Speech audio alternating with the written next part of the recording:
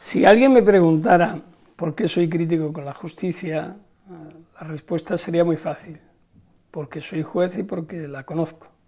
Entonces, sé cuáles son los fallos, sé cuáles son los valores. Para mí ser juez es ser servidor público. El concepto o la idea de servicio público tiene que recorrer las venas de todas las juezas, jueces, fiscales, operadores judiciales en general. Si no se tiene asumida la idea de servicio público, pensamos que nos es debido algo cuando somos nosotros los que debemos, porque ostentar un cargo como el de juez, como el de fiscal, es un grandísimo honor que te otorga la sociedad, porque cede a ti como administrador de la justicia su titularidad. La justicia emana del pueblo, cosa que se olvida muchas veces, porque las élites judiciales piensan que emanan de sí mismos, que ellos son el poder. No hace mucho oí a la número 1 de la última promoción de jueces un discurso en la Escuela Judicial de Barcelona. Y dijo, nosotros el Poder Judicial. ¡Qué tremendo! Fue un choque brutal para mí que una jueza que inicia su carrera con 26 o 27 años diga nosotros el Poder Judicial. Es muy grave. Nosotros, administradores de la justicia o del Poder Judicial, el Poder Judicial, cuyo titular es el pueblo, según la Constitución, nos da órdenes a nosotros. Es una responsabilidad, no es un derecho. La justicia está al servicio de la sociedad. Obviamente, para impartirla recta e imparcialmente y con independencia. Es obvio, es la esencia para que genere la confianza correspondiente hacia los ciudadanos y ciudadanas porque son los titulares. Y esa credibilidad es la que fortalece el Estado de Derecho, no el aprovechamiento. En esta cuestión, en esta afirmación, están todos los males de la justicia. Cuando confundes una escena con otro, cuando hay jueces que se sirven del cargo para otros fines diferentes a los del servicio público. Es extensible a todos los ámbitos de la función pública, no solo en España, en todo el mundo. Cuando quien ejerce una función pública se inviste de tal forma que todos tenemos que adorarle, es tremendo. Es la inversión de los conceptos. Que un ciudadano tenga miedo, aunque vaya como investigado, aunque vaya como detenido, de comparecer ante un juez, es grave. Porque tendrá que estar preocupado por el hecho cometido, pero no por lo que tenga que afrontar ante quien administra justicia. Se puede ser severo, pero no tienes por qué intimidar.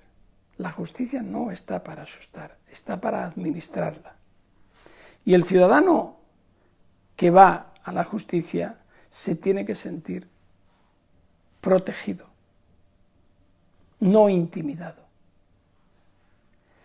Lo que ocurre es que, como digo, hay en muchos países que la justicia se utiliza para otros fines. No para servir al ciudadano, sino para servir al poderoso, para servir al poder político de turno. Y el poder político, que es expansivo, el ejecutivo siempre es expansivo. Y por tanto el poder político que emana del poder ejecutivo lo es también. Y lo que buscan en esa expansión es utilizar todos los mecanismos. La división de poderes, que ya formulara Montesquieu, es real y debe de mantenerse, pero con la introducción de un elemento que los enlaza a todos, que es la responsabilidad. Poder judicial, poder legislativo, poder ejecutivo no son poderes así como caídos del cielo, forman parte del Estado. El Estado se identifica, se desarrolla a través de estos tres poderes. Por tanto, tienen que trabajar en una misma dirección, con separación, por supuesto, para que no se solapen, pero con coordinación. Y siempre va a haber fricciones, pero esas fricciones se tienen que resolver no sometiendo a uno de los poderes, sino con el diálogo, con la coordinación y con la visión de un Estado y sobre todo de la protección al ciudadano, que es el titular de los tres poderes. ¿Qué ocurre cuando esto no se tiene muy claro? Aparecen lo que se conoce con el lawfare o guerras jurídicas, es decir, es poner el servicio al servicio del poder político de turno o económico de turno los mecanismos de la justicia, pero no en el marco que deberían de estar, sino con la instrumentalización de acciones judiciales que van guiadas por la selección del objetivo, en este caso de la persona, dando fórmula de nuevo y forma al que conocemos como derecho penal de autor de la época nazi. Es decir, tenemos quién queremos acabar y hacemos todo lo posible para acabar. No nos vamos al hecho, no nos vamos a lo que está ocurriendo, sino que le vamos a acomodar todo lo que sea necesario para conseguir la finalidad ya predeterminada. Ese es el lawfare, es decir, es utilizar el derecho arbitrariamente, de forma venal, en contra de enemigos u oponentes políticos o de otro orden. Y cuando el poder judicial de un país se somete o se presta a esta dinámica, se produce una subversión de valores del propio sistema democrático. Eso lo hemos visto. Lo estamos viendo en casi todos los países, pero específicamente, por ejemplo, en Latinoamérica ha sido tremenda la persecución de Lula da Silva, cuando ahora se cae por todos los sitios el propio proceso Lavallato ante las gravísimas irregularidades producidas desde parte del sector judicial y fiscal en contra de un líder político, que yo no digo que tenga que ser santo, pero que se ha utilizado el lawfare contra él, o contra Rafael Correa en Ecuador, o contra Evo Morales, al que se le acusó de terrorismo y ahora resulta que todo era un montaje aliado para hacer fuerte a un golpe de Estado auténtico, en este caso auspiciado por estructuras como las representadas por Estados Unidos o el propio secretario general de la Organización de Estados Americanos. Y hay muchos más ejemplos, en Argentina, en Chile, en España también. Entonces, ese es el mal uso del derecho. ¿Qué tiene que hacerse? Es muy sencillo. Servicio público. Los jueces son servidores públicos, los fiscales lo son. Y a partir de ahí, evidentemente, hay que establecer los mecanismos de protección.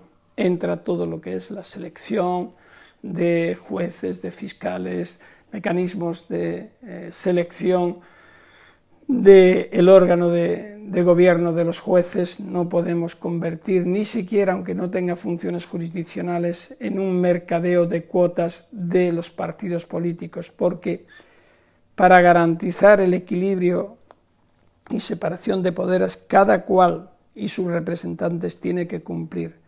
Y es muy fácil, basta sencillamente cumplir lo que la Constitución dice. Lo que ocurre es que hay mucha gente que antepone el interés político o económico o social ante que el del servicio público y el de respeto a los derechos de los demás.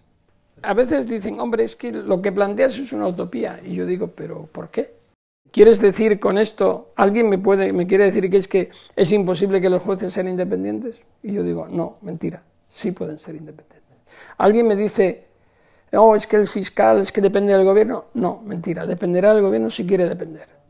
Es que el Consejo General, como los nombran, sí, pero una vez que los nombran, tienen el margen y tienen todo el ámbito de independencia para hacer lo que consideren que deben de hacer. De modo que, si no lo hacen, será por la cuota política y por lo que quieran obtener después o servir a alguien que no es la sociedad. Por eso yo insisto mucho en el concepto de servicio público y de servidores públicos.